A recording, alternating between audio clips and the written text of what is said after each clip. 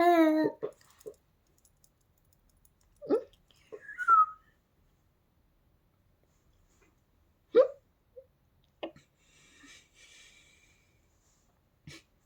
Hi, my name is Emily, and I'm a Christian. Now, hold on. Before you shut me out completely, give me a chance. So, do you know the story of Jesus and his disciples in the storm? Well, that's going to be important later, so remember it. Do you ever wake up and feel like you just can't do it anymore? Anywhere from a task to not wanting to even wake up in the morning. Most of us have been there. I myself have battled depression, anxiety, insecurities, anything under the sun. Feeling like I'm just not worth it. I've had people physically tell me that I wasn't worth it.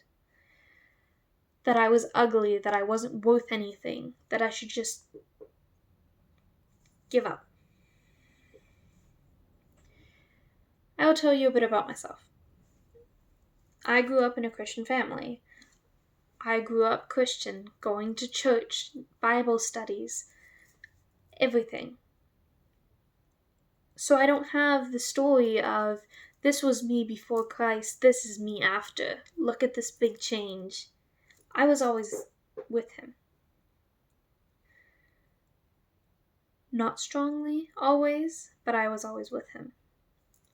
So I think my story's nothing, because all you hear is the stories of how your life is transformed, how you went from this to that because you started following Christ and everything changed.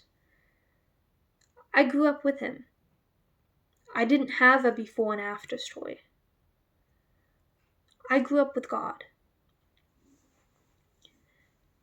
And yet, I've had months where I did not pray, where I wouldn't go to church, where I went years without reading the Bible. I've battled depression, anxiety, so many different mental illnesses. Now you could say, okay, I was away from God. That is why I have these problems. That is why I suffer from anxiety disorders, depression, Tourettes, dissociative, everything. You could say that. But that's just not true. Now, that's not because I want to keep my life all perfect and say that it wasn't my fault. Jesus himself cried and called out to God and called him and asked him to just stop everything. Please, please don't let me have to do this. But he still kept going. That's the difference.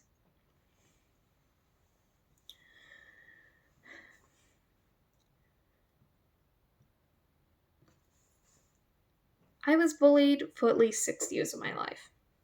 I was used to being alone. I was used to having to just figure it out by myself. I couldn't just call up my friends and be like, hey, I need to talk. All of my family, besides my mom, dad, and brother, are all in a different continent. I couldn't go on these sleepovers. I couldn't hang out after school. I didn't have friends to do that. I was used to figuring out on my own. I could talk to my family, but there's only so much that you want to say. I was used to going through life by myself, figuring it out on my own. I didn't have friends who were there and going through the same thing. I had myself. And God. Now, I know a lot of you can relate to some of that. And you're probably waiting for the typical Christian speech. Well, you're in luck, because I'm not going to give you that. I always hated that too. I'm a Christian, and I still hated it. Where people talk about, oh, God saved my life, and he completely changed me, and he took me from this broken thing and blah blah blah, and then everything was better. That's not how it works. Being a Christian does not take away the pain. Being a Christian does not change everything.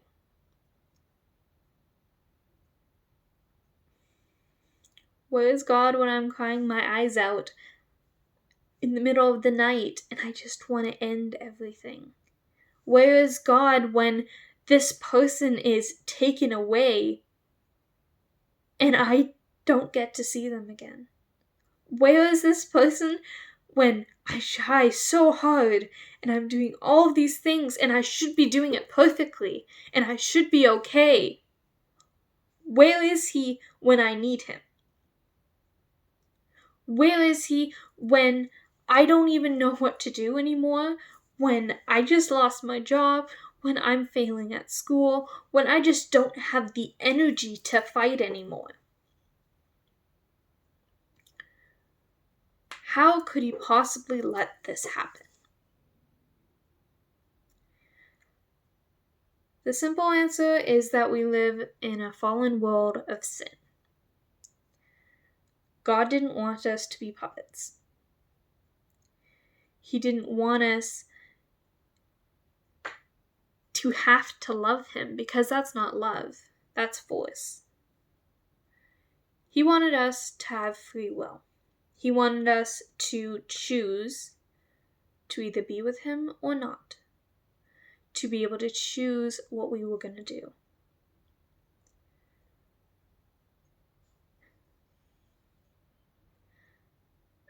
Adam and Eve ate from the tree, and now everything is doomed, right? Wrong. The thing about living in a world full of sin and darkness is that the tiniest piece of light can change everything. The tiniest piece of light can make a dark room not so dark.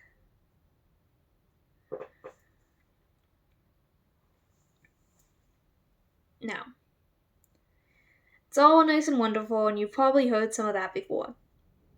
But this is something I can almost guarantee you didn't hear. Life is hard. If you're a Christian or not, life is hard. The difference about being a Christian is that you have somebody who is there 24/7 even when you feel completely alone.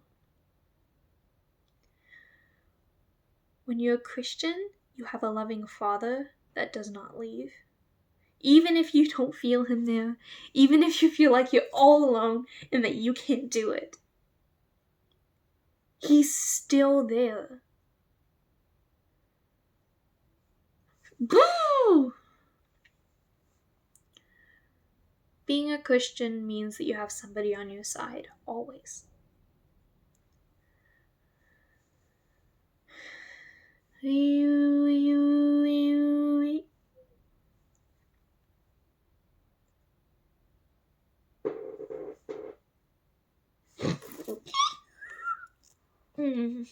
Right? Now you've probably noticed that I've been making a lot of sounds and movements, and I can't seem to sit still. That's because I have something called Tourettes. Basically, I make involuntary movements and sounds that I have no control over. Now, did you know that if you do a brain scan and do different tests, you cannot find a single thing wrong with my brain or my body? Everything should be working perfectly. What? And yet I do that. That's the thing. That's the same thing about God.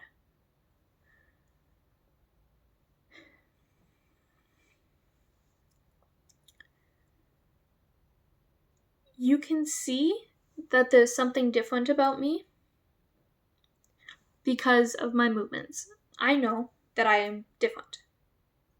I know that I'm doing something differently. It's the same thing about Christians. People outside can tell that there's something different about a Christian compared to somebody who is not a Christian. It might not be completely grand and obvious, but you can tell that something is different about them. What? Blah, blah, blah. They can tell that they don't act the same way, that they're not the same. And you can't physically see God, unless you have magic powers, of course. But they can see that there's something different about you because of God. Now, do you remember when I said to remember the story about the disciples in the storm with Jesus? Well, here's where that comes in. Good job if you remembered. Now, the disciples knew that Jesus could perform miracles. They'd seen it in person. They saw Jesus in the flesh and left everything to follow him. And yet, when they were in a storm, they panicked and woke up Jesus and told him, "Lord, Lord, why aren't you saving us? We're going down." And yet all Jesus said was, "Have I taught you nothing? Have you no faith in me?" And within a second, the storm calmed down. That doesn't mean that if you go to God and you say, "Oh, I know you got this, everything's going to be fine," that doesn't mean everything's going to be fixed the way that you want it to. That doesn't mean that your mental illness or your sickness is going to go away like that. That's not how it works. God knows what's best for us, even if we don't like what we think is best for us. If we think we know what's best, that doesn't mean that that's actually what's best. That's just what we've convinced ourselves is best. And if God doesn't do exactly that, then he's not there. Or that he's going against you. God knows you better than you know yourself. Now, the best part about being a Christian is that you do not have to be perfect. You can make 1,000 mistakes over and over again and keep asking forgiveness, and God will still love you. You're not a bad Christian just because you struggle with mental illness, physical illness, or any other things. But here's the thing. You can keep asking for forgiveness always. Here's the best way to explain it. I'm talking to God, okay? God, I am so sorry for sinning. I won't do it again. That's how most of us start. God, I forgive you, but you're missing the point. Me. I am. God. Yes, it doesn't matter if you do the same sin again and again, even though you said you wouldn't, because I will forgive you every single time.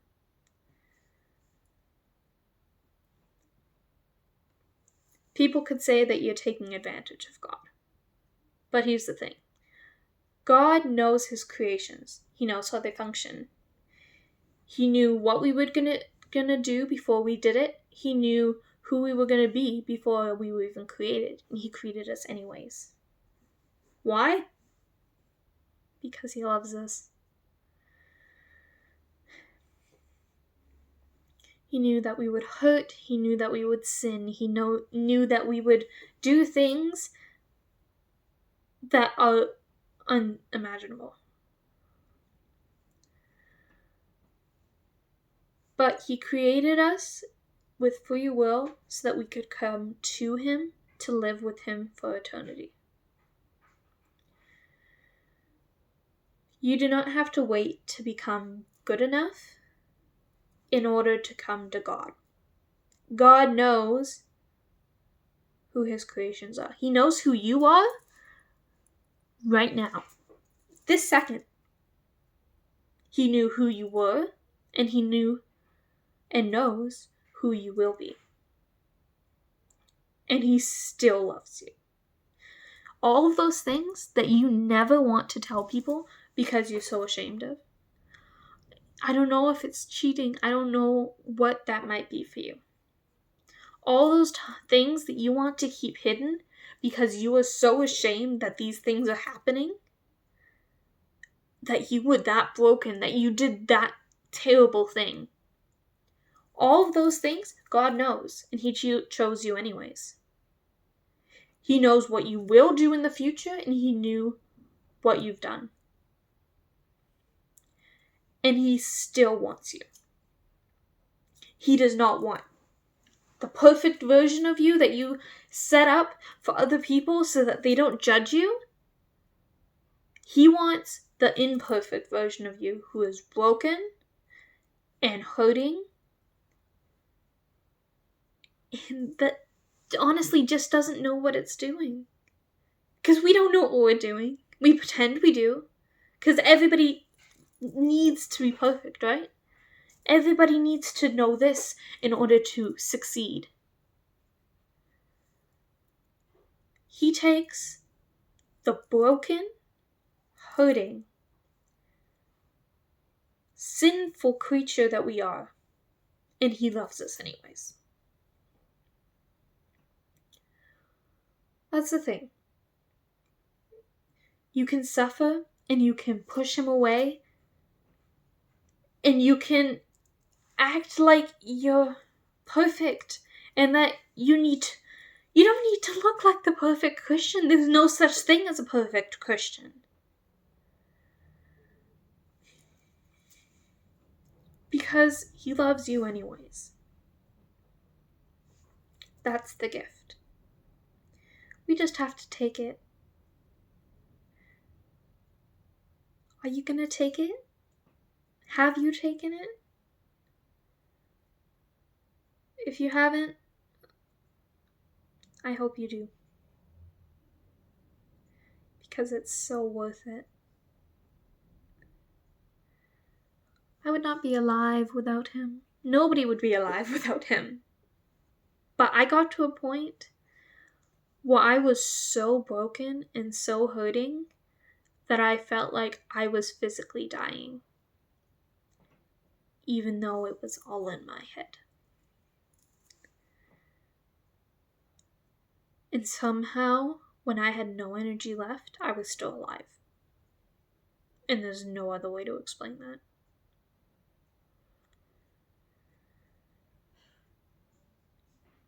You are a sinful creature, but you were loved anyways. Hold on. And if you have any questions or want to hear more, let me know.